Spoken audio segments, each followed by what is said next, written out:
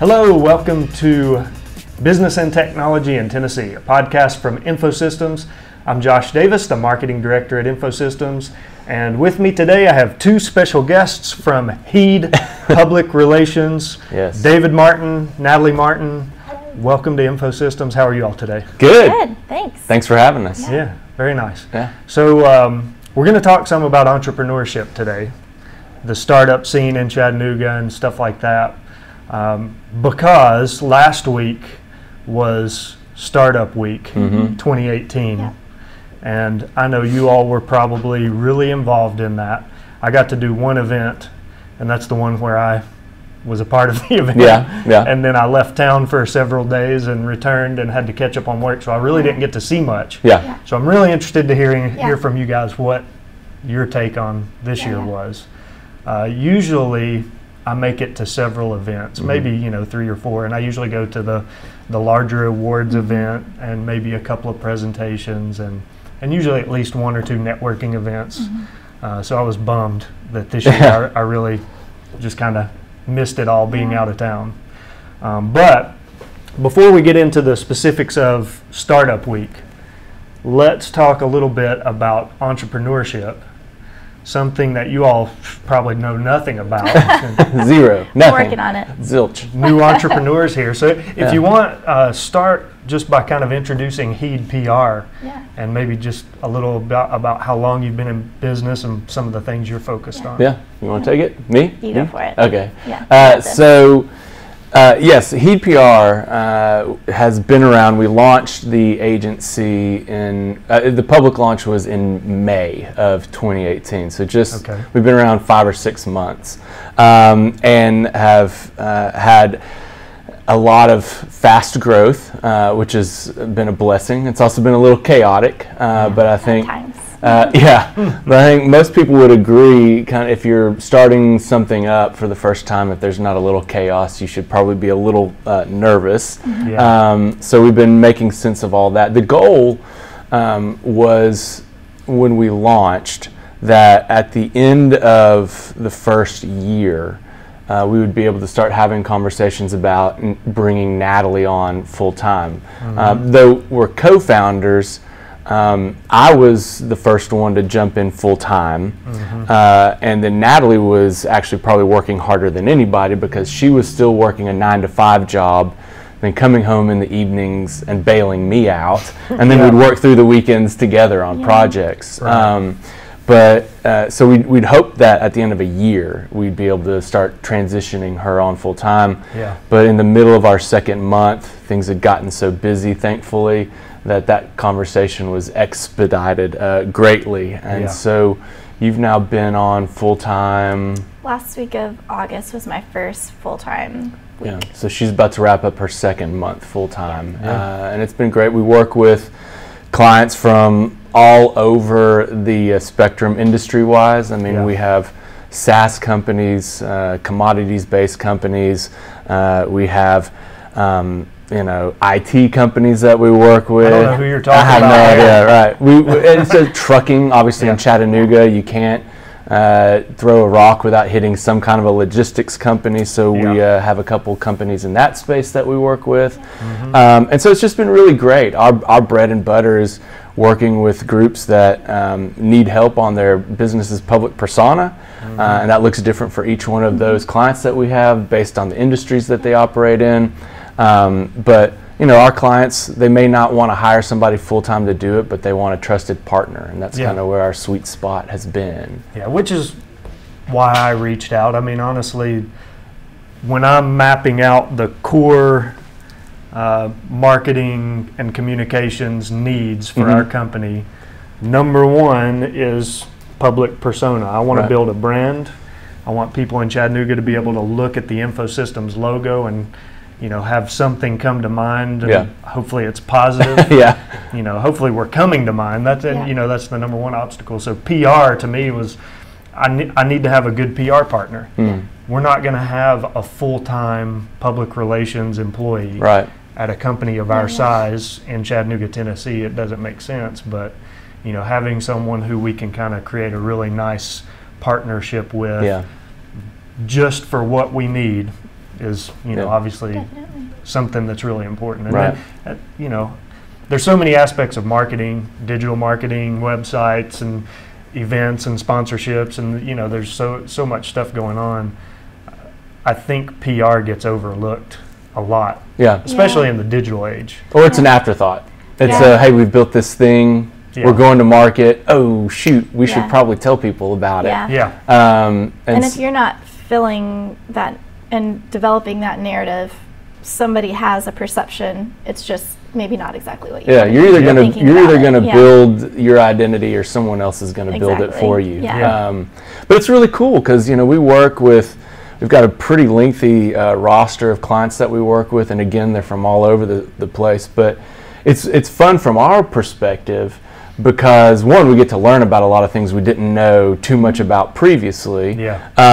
But then also, we're able to see a lot that's going on in some businesses around town, and see what entrepreneurship looks like in these various places. And it's, when I say entrepreneurship, obviously when you're looking at a company that started a year or two ago, it's easy to think about them through an entrepreneurial lens. But then also, like, what are some of these legacy companies doing that are innovative, and they may have been around for a long time, but they still approach their market and their customer base and the products and services they deliver through an entrepreneurial mindset. And so we get to work with that as well. And I think that's something that gets overlooked a lot of times when we talk about entrepreneurs. Well, I know, with InfoSystems, a company that's been here 25 years, when you launch a new line of business, it's very much the same as launching a brand new business. Absolutely. But just because you've already been in business for so many years, it's so hard to get attention from anybody, media attention or coverage, or, whereas if you're a new company, everybody's clamoring to, write an article about it, or, get you involved in events like last week, Startup Week, and, it's kind of, it's just a weird thing. It is. The way that works. I think that's one of the reasons I was, it was interesting to see, and we'll talk about this more here in a second, but one of the big winners of one of the awards last week, the Spirit of Innovation Award, actually went to a company that has been around for 104 years. Yeah. They just have a new technology that they were introducing. And so that's what, kind of going back to. But you're absolutely right. When you're new, when your business is new, news is typically around new things, right? And so one of the interesting things that we find ourselves in conversations with a lot of our legacy clients who've been around for a while is, how can we craft a story? Yeah. Because we're not new, right? Yeah. We may have been around 25 years or 104 years, but how do we show that we're doing something new, or how do we position ourselves where we can find our way into these newly emerging stories and narratives that are out there? I think that's a thing we deal with a lot. Yeah, and I would say one of the most exciting things for me in working, together with HEED is people are doing some really awesome stuff, whether that's taking money that they've earned with their business and giving back to the local community, or programs that they've developed. It's been really interesting to see what great things people are doing that nobody really knows about. And so it's been really encouraging and exciting for us to have a chance to kind of share some of that stuff with people who otherwise would have no idea that it was even happening. Yep. Well, people always want to talk about themselves, so being in a job where you help people talk about themselves is probably a really satisfying line of work. It is. It's fun, and helping them kind of see what those stories are, and kind of being their cheerleader. That's always really fun. To sit down and say, "Oh my gosh, you're doing that? We need to run a story about it. That is a story." So that's really fun. I think one of the things about our line of work, and this isn't a requisite for somebody in the PR space, but I think it helps if you are a person of awe or wonder, where you can get really excited about things. Like I think that's a helpful thing in our space. because like we have to get excited about we don't have to, but it helps a lot when we get excited about what our clients are doing, or when we're able to connect dots and stuff like that. And I think that's one of the things we enjoy the most about what we do.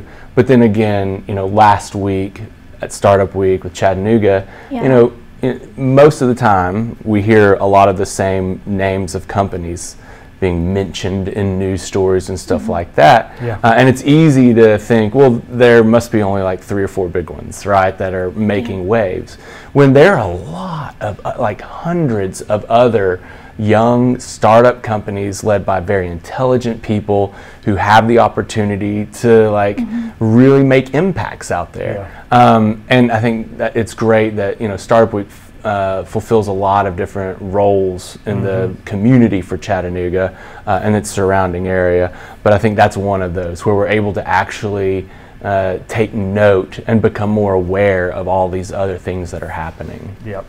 Now, one question I want to get to pretty quickly is, how would you describe, in your own words, how would you describe the state of entrepreneurship in Chattanooga right now? You feel that one? Me? Yeah. Okay. That's a good question. I think it is maturing. I think, obviously, and no one shies away from this reality anymore. I can't find anybody anyway. 10, 12 years ago, whenever Chattanooga got the gig, right? It was, okay, we've got the gig. Now what do we do with it? And it was a lot of people trying to figure out what we were going to make of ourselves and this new cool thing, right? That's powerful, right? But not exactly sure what to do with it. And so there was, I think, a period of time where we're trying on this new outfit, and sometimes it didn't fit too well. Sometimes it maybe felt like we were some of our overtures were a little bit forced. Overnight, you don't become a tech town overnight. That's a gradual, that's a generation's buildup, which is why investing in programs like 100 Girls of Code and all the STEM stuff that's going on, that's very important, because you're building up that backfill capacity of talent that can actually deliver on the tech town status, right? But I really think that over the past 2 or 3 years, it's the democratization of entrepreneurship in Chattanooga has become a more substantial thing. And some of these companies that have been started that got a lot of the headlines over the past few years, they're poised to continue to grow. But then I think we're also seeing, as evidenced last week, more opportunity for new, smaller ventures to get off the ground, or at least test the waters. And we've got a lot of great things at our disposal. Those studies, you've seen them, they come out in the paper.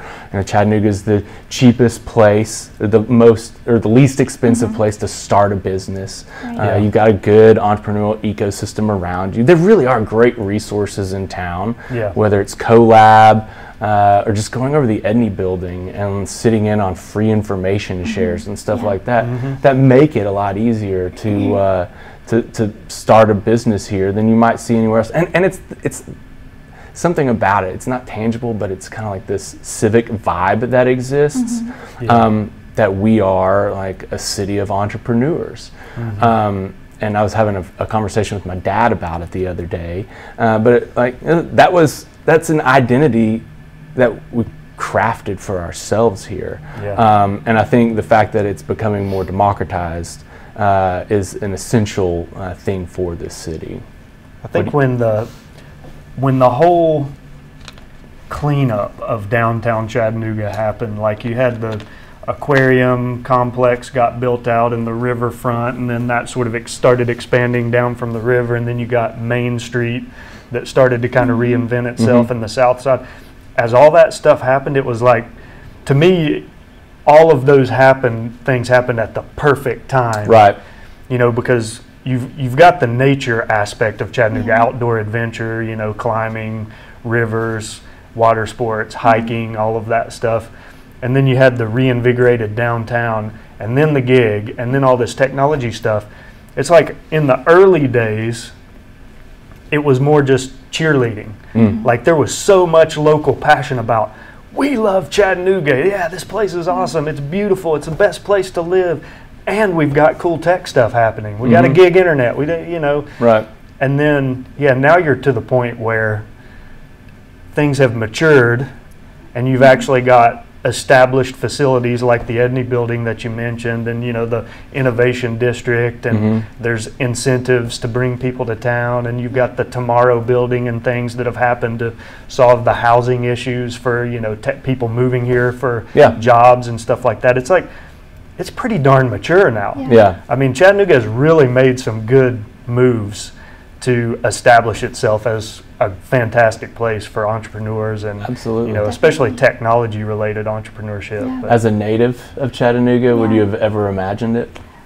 No, I can't say that I would. I always joke that even though I've lived here literally my entire life, I have never left Chattanooga.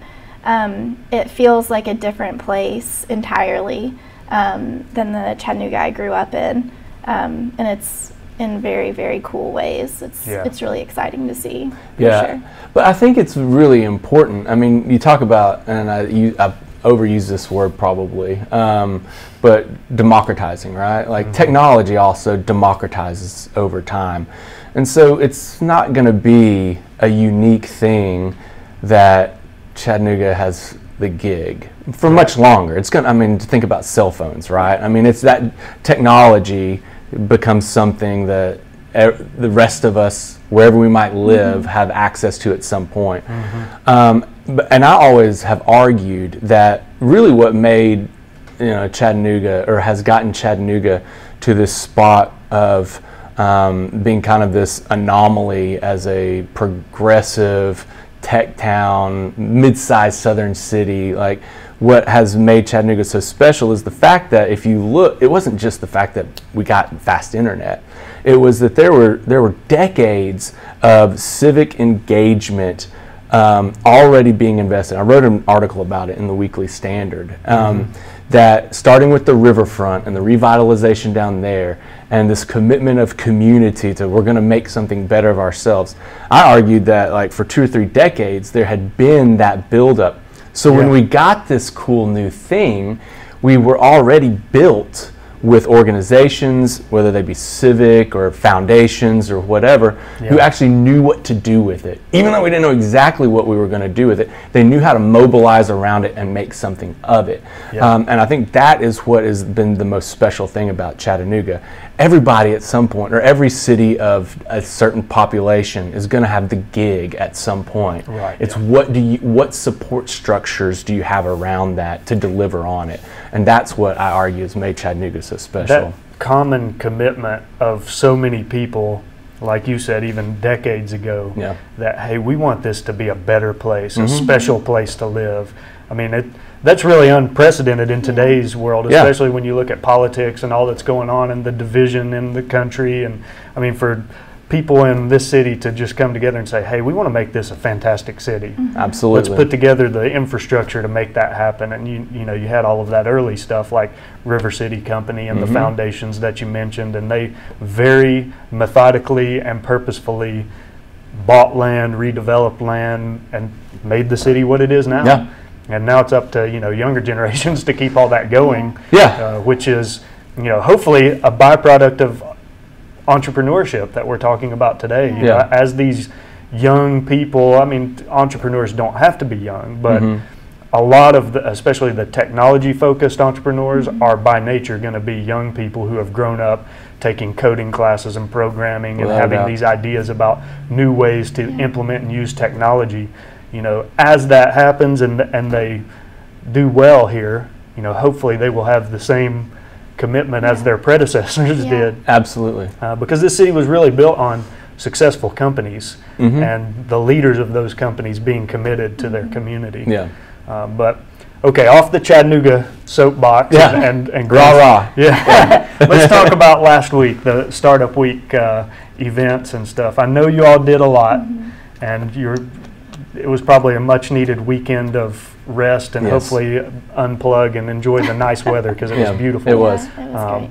But what did you see last week? What were the best events that you attended and some of the highlights? Yeah, one thing I was going to say kind of in relation to what you were just saying about, you know, coders and those types of things that we're going to be seeing more and growing more in our community. The first event that we went to was the Teacherpreneur event that PEF and probably some other people put together. Yeah.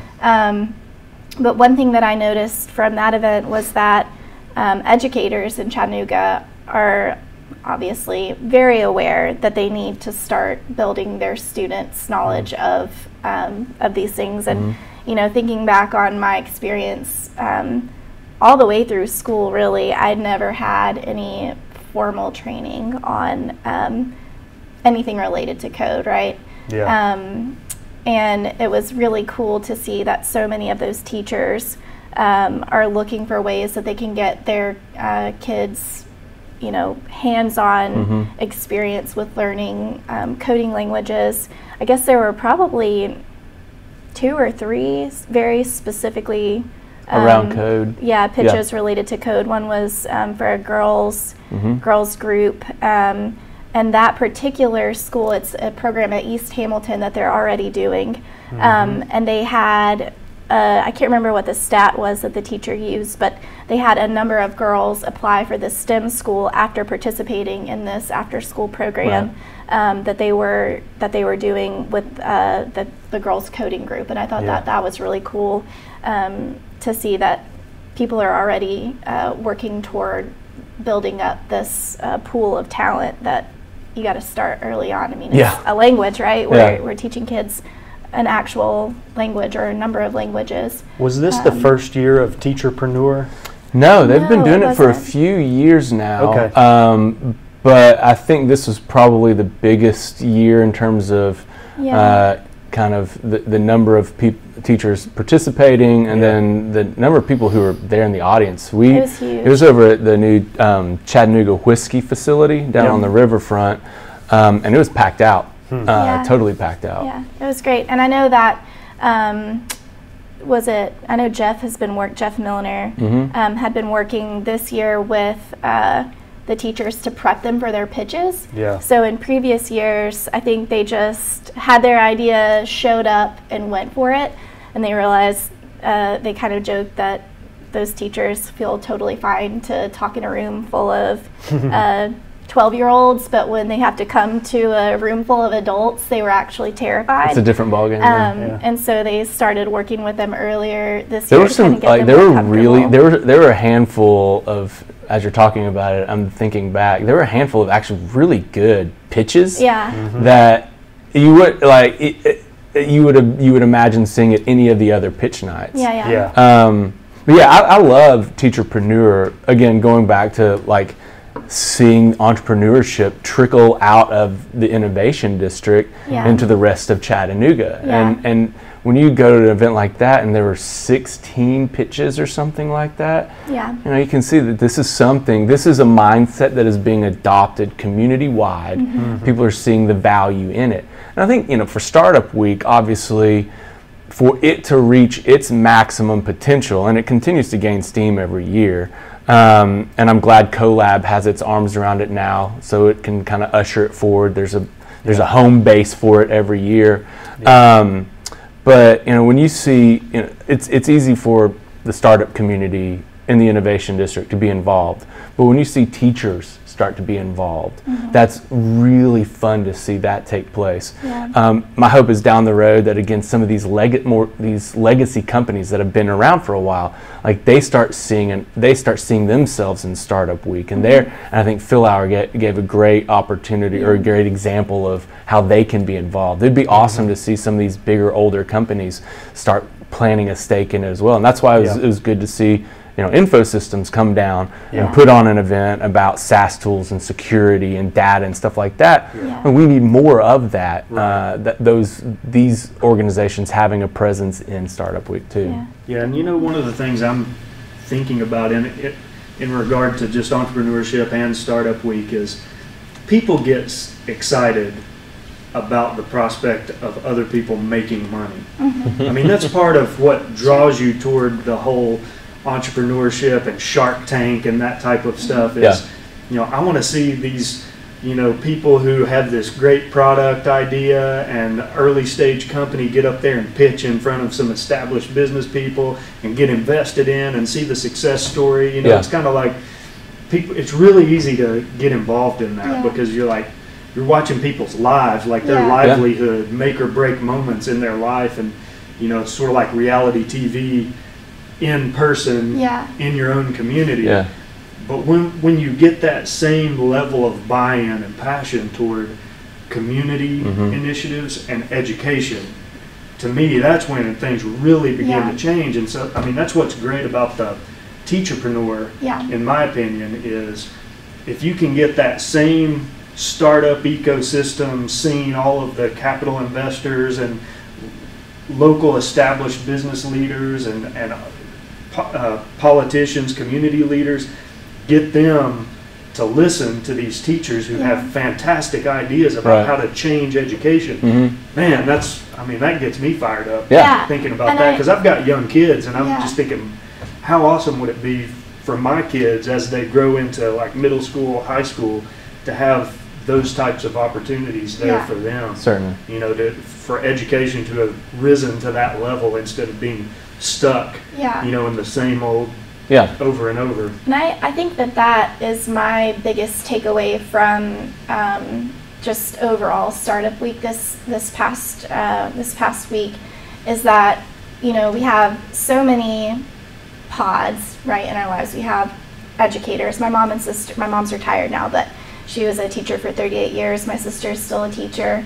So I have firsthand experience with them talking about how, you know, they don't really know what I do unless I tell them about it, or they don't know what it's like to work with clients on a daily basis in the way that I do. But when you're bringing these people together, helping them share ideas, like Leadership Chattanooga is going to work with the teachers. We don't have our groups yet. I'm in the class this year, but that's another, you know, piece of this big Teacherpreneur event, is that there's funding, and then there's also help bringing the ideas to life, which is really exciting. And that is going to be possible because everybody's kind of coming together for that experience. And, you know, for legacy companies, for people who have been around a long time, who maybe think that this isn't for me, it's Startup Week, it's just new, what I would say is use it as an opportunity to share information with somebody, kind of like you're saying, you get fired up to help someone succeed, right? And for a lot of, you know, young businesses like us, the exciting thing in attending some of these events was, holy cow, this is so much information that's being provided to us. And I think if you kind of see it from a selfless perspective like that, if you think, what could I do to actually help someone learn and grow and ultimately succeed in their business, then everybody has a place at Startup Week. That's one of the most remarkable things that I think, well, one of the most remarkable things about Startup Week is how much information you can consume free of charge. It's amazing if you think about that. And, you know, some events, let's just be real, are better than others. So I'm very judicious when I go down through the calendar and I pick the ones I'm going to. But the fact that you can sit in a room full of people and hear somebody who commits their life to this one thing, they're going to sit down and give you a free hour just brain dump on on their expertise. It's incredibly valuable, and it helps kind of, again, spread that entrepreneurial spirit and strength out across the community. One of the events that and award winners that I was really excited about, kind of going towards the community angle, you know, this was Tennessee Valley Federal Credit Union put on an event. It was a pitch competition, and it was it's called Ideas Leap Pitch Competition. And it's been in the works for a while. I think they had applicants, and then they picked the top so many, and then they had and it's a $50,000 award, and the group that won that, again, talking about how Startup Week isn't just all about tech and startup and stuff like that, is Chattanooga Language School, or Chattanooga School of Language. Chattanooga School of Language. You know, they teach 17 languages or something like that over there. And when you think about Chattanooga growing as a community, becoming more international, drawing talent from across not just the country but from the globe. You know, it's a private entity, the School of Language, but you know, it's also fulfilling a very important community civic role. I mean, the foundation of a well-functioning community is the fact that we can all communicate, right? And so the fact that, you know, School of Language, which you might not think when you think, you know, startups and innovation, and it might not be the first thing that comes to mind, but the role that it plays in a city that wears that outfit is drastically important. So it was really exciting to see that group win the award. And I've got another question that I'm going to migrate to in a minute, but before we get there, other events that really stood out to you all, or presentations or awards or things like that? Yeah, I think, you know, obviously the Startup Awards, that's kind of the bread and butter award event that's gone on. CPR Rap won that one. I keep watching CPR Rap, and I think they're one of these groups that you watch and you're like, okay, when are they going to break out? Like, when is it going to happen? And I'm sure over there they feel that more acutely, right? You know, inside the organization. But you know, what they've developed and the momentum that they've built, the story that they have, like, I'm waiting on that to happen. And I think winning an award, the Startup Award, and you have to be under 5 years old, less than $1 million annual recurring revenue to qualify for that one. I think that's a good validator for them, and hopefully that helps propel them up. And then the other big award event they have is the Spirit of Innovation Award that the Chamber of Commerce puts on. And there were three great. I really enjoyed learning about the three groups that were finalists for that big award. Phil Auer that won it. Again, it's a prosthetics group, and they've got this new technology out there. It's called the Nexo system, and so it's going to be exciting to see what they do. Motivo, which it helps people who are working on their counseling licensures. They're able to apparently to satisfy the requirements to like become fully accredited or whatever. You have to drive to different cities and spend FaceTime with people who have been in that position for a long time. And it's like some people spend $8,000 and put 50,000 miles on their car to get that after they've graduated. And so they created this as an online platform to do that. And then Workhound, which is a group in the logistics space. They came here originally with the Dynamo venture group here in town for their first accelerator. And they're in the logistics space right now, but I think they've got an industry agnostic technology that allows workforces that are dispersed, whether it's across the country or cities or wherever, to be able to voice their concerns, their needs and whatever with their employers, because one of the things that leads employees to leave a place more quickly than anything is if they don't feel like their voices are being heard. And I think Workhound starting in the trucking industry makes a lot of sense, since I think it was the most recent number I saw is there's a 50,000 driver shortage in the trucking industry, and so competition is hot. And if you're a trucker, you can, if you don't like what you're getting from employer A, you can go find employer B really quick. And so this technology enables the employers to have an open line of anonymous conversation with their workforce. So seeing those three, I think those three are obviously all on the up and up.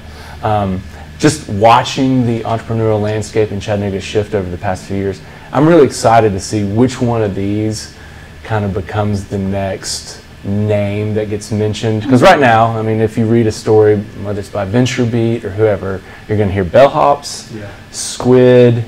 I think FreightWaves is coming up in that space as well. They've won enough larger outside of Chattanooga competitions. Yes, in recognition. And so I want to see which of this group is going to be that next one that gets mentioned whenever there's a Chattanooga piece written. Yeah, that's great. Okay, so beyond this still refers to Startup Week, but more about general entrepreneurship.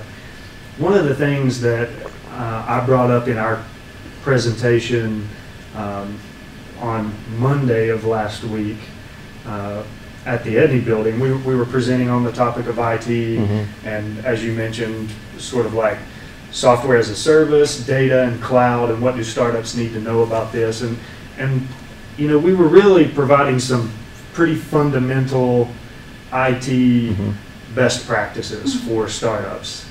Here are things that if you're starting a company, practical things you can do to save yourself a whole lot of pain in the long run. Yeah. And you know, toward the end of the presentation, I felt like I had kind of a moment of connection with the people who were there when I started talking about ethics and entrepreneurship. You know, and I started talking about a lot of these competitions are like 48-hour launch type stuff. Build a product in 48 hours, have it ready to go to market. You know, bang it out, get it out there, see if it fails or doesn't fail fast. You know, and when you're talking about technology, there's a fine line there of, am I doing things in a way that's good for the end customers or not so good for the end customers? And so, you know, if I build a software application, do the back-end systems that I'm building this on, are they going to integrate in the real world with all the other systems that companies are going to be using? If I'm doing what's best for the end users, I'm going to make this platform built on reliable, trusted back-end software and technologies that easily integrate in the marketplace. Well, that might be a little more expensive, more time-consuming, and if I'm really looking to just bang something out and get it to the market, I'm probably cutting corners. You know, and so I brought up this whole issue of ethics and entrepreneurship, and just seemed like I saw heads nodding in the audience as I was talking about that. And afterwards, several people came up to me and was like, "Hey, man, you know, you made some really good points there. Probably need to, you know," and a couple of startup leaders who came up and said, "We probably need to talk before I make some decisions, because a lot of my peers are telling me I should do this, this, and this. Yeah. And I'm not sure that's the right thing for me to do." And so I really could use some unbiased opinion about you know, technology platforms. What's your all's take on ethics and entrepreneurship? You know, here in Chattanooga, maybe some of the things. Did you see anything like that during Startup Week? Are you seeing things like that on a regular basis? That'd be a great panel discussion. I really think it would. Yeah, I think for us, and this may not specifically address the question, and feel free to chime in, but it's just having a really great network of trusted partners, kind of circling back to what we were talking about at the very beginning. You know, we understand PR and communication, right? Yeah. That's kind of our thing. We're not accountants. And so if we were making decisions financially, we would definitely want to consult with our accountants or someone who's more well-versed in financials. And I think it kind of goes back to just knowing the people that you trust. If we were to build some sort of software, we would definitely be checking with someone like you and not looking to one another to make those decisions. Yeah, I think in the entrepreneur space, obviously, it's like, how much can I build, how quickly can I build it, and how cheaply can I build it without it compromising the service or product that I'm developing, right? And so a lot of times, and I mean, this is, again, I haven't built an app or anything like that, but there are certain tools that in the PR space you need, and there's the Cadillacs that have been around for a while, and they cost the Cadillac, and then you've got a bunch of like other services that offer similar. They might be new, but they're a little cheaper, but do they actually work right? You know, do they give me what I actually need and all that? So there's anybody who started a business has faced those decisions, right? But I think a lot of times, especially when you're talking about security, there could be instances where somebody's building something and they may or may not fully appreciate the gravity of a certain decision, right? And so at that point, it might not be an ethical question. It's probably more of a knowledge-based question. And I think that's where, again, these legacy companies like InfoSystems or whoever else in whatever space it might be actually provide a huge value to the entrepreneurial and startup ecosystem in a town, because you all have a knowledge and experience base that can benefit these kind of newcomers, right, who may or may not fully be aware of how important it is to consider question 1, 2, 3, 4, and 5, and are we making the best decisions, because they are thinking about their end user and if their product and service makes their life better, but they may not be thinking of all those very consequential back end questions that you probably brought up in that talk that you gave.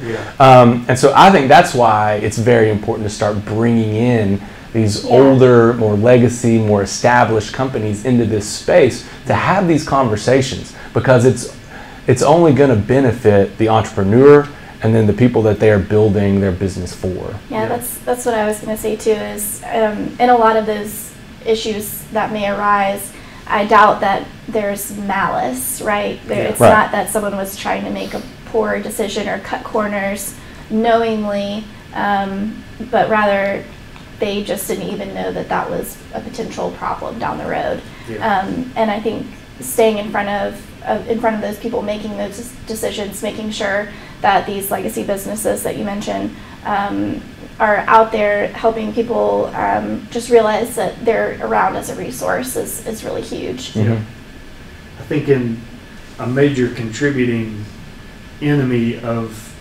ethics is this ecosystem that has been built now of e-commerce, the fact that companies want to take the buying decision and try and give the end user all the online resources they need to do research with them and then make a quick buying decision, and not get counsel, like you say, from established companies who might have some really good feedback on what happened to us when we were at that stage and a growing company. But just the instant gratification, and I throw the name Amazon out there because when you're shopping Amazon, we're at a place now with Amazon where you just sort of assume, because they got their start as a cost leader, you just assume, if I buy this on Amazon, I'm getting a great price. And that's not always the case. If you shop around, you can find deals all over the place. But online purchasing has gotten to that point now where people just feel confident in doing some online research, do a few Google searches. This company seems legit, I'm going to go with that. And they don't really do the due diligence of researching all the options that are out there. And I also think that there's an element of just information overload, right? There's so much that it can be crippling, I think, for people that if they're trying to make a decision, there's a deadline and there are way too many options. I just choose this one. It seems fine, right? And so again, just kind of circling back to, encouraging these legacy businesses to be in front of people to make sure that these startups, these entrepreneurs, young businesses are aware of what's out there and that you even exist as a resource to them. I think people are just looking for a company, a tool, a solution that they trust. At the end of the day, that's really what it's all about. And so if you can kind of be around and show them that you care, then you're building that trust even if they're not working with you just yet. So takeaways from today's episode that I gained are, one, get involved in Chattanooga Startup Week next year because it's growing. It's a fantastic week full of events. And if you didn't look at this year's schedule, like you said, there are just so many options on the table to go consume free information from people who have expertise in a certain area. So get involved next year. Another takeaway, nonprofit and education and things like that are really coming into the entrepreneurial scene strongly, and that's a great thing. It is. I think we all agree. Another thing, pay attention to ethics and use the resources that are in place. Business partners, people in the industry who have been there and done that, and instead of trying to do it all yourself.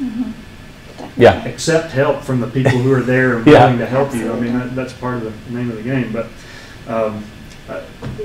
to prevent going too long here, this has been a great discussion, and maybe we could, plan a panel discussion or something about a couple of these topics in the future. And one thing I'll rely on you all for this is maybe you can provide some links or something for the blog version of the podcast recap, so that people can kind of go click and see some of the winners and things like that of the events. It'd be great. And that way, maybe it'll encourage people to get more involved next year, or people who missed it like I did this year can go back and check it all out. For sure. Thanks for coming on today.